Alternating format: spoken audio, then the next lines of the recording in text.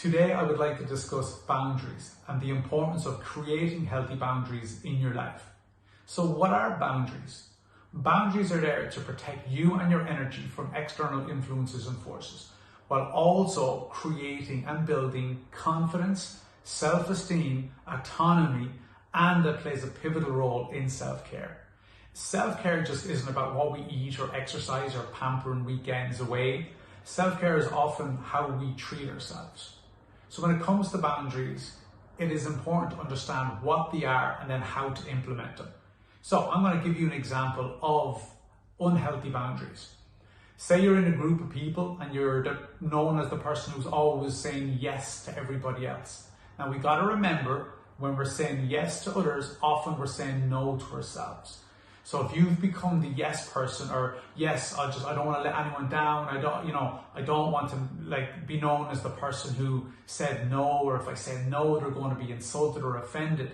Again, you're not responsible for how somebody else reacts to your decisions and choices. So when we say yes constantly, this can end up leaving us exhausted, while also not allowing us to take care of ourselves and to actually do things for ourselves, because any spare time we have, we're doing things for other people. This would be a lack of boundaries. So what's healthy boundaries then? Healthy boundaries is being able to sit in the discomfort of saying no to others. Like, for an example, I'll use another example. Say your friends want you to go for dinner at the weekend and you don't want to go, you just want to chill, and it's just, you want to have a weekend where you chill. So you say no, and then your friend's like, oh, why aren't you coming? You should come. And all of a sudden, before you know it, it's the weekend, you're out and you're having dinner, and you're saying to yourself at the dinner table, what am I doing here? I just wanted to be at home with my slippers on, pajamas, and I just want to be watching TV or chilling or whatever.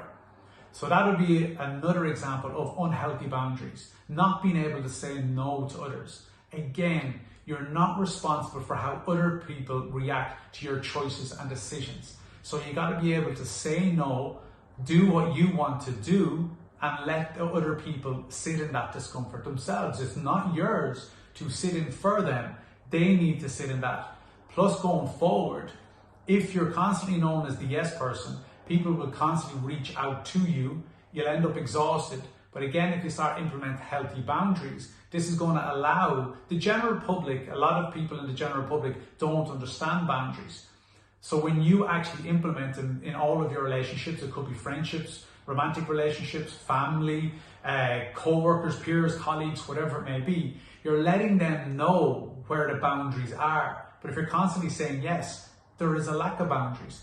This is why a giver, a person who gives a lot, is nearly constantly exhausted, because they're afraid of saying no and letting others down. But effectively, the one person they are letting down is themselves. So a giver usually lacks healthy boundaries.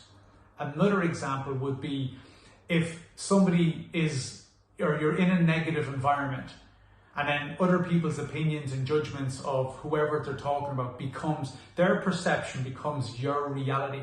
So whatever they're talking about, you just go along with and you believe, and you're like, oh my good God, yeah, you're so right, you're so right. But that's taken away your autonomy. That's taken away your own decision making. That's taken away of your own opinion and your own judgment of the world or society or whatever it may be. So again, that would be a lack of boundaries. I'm not saying you have to disagree with everybody, but having your own opinion and judgment and being able to stand up for yourself at times and go, I don't actually believe in that, or, I didn't see it the way you saw it there. That's healthy boundaries. But often people think that that's rude, but it's not rude.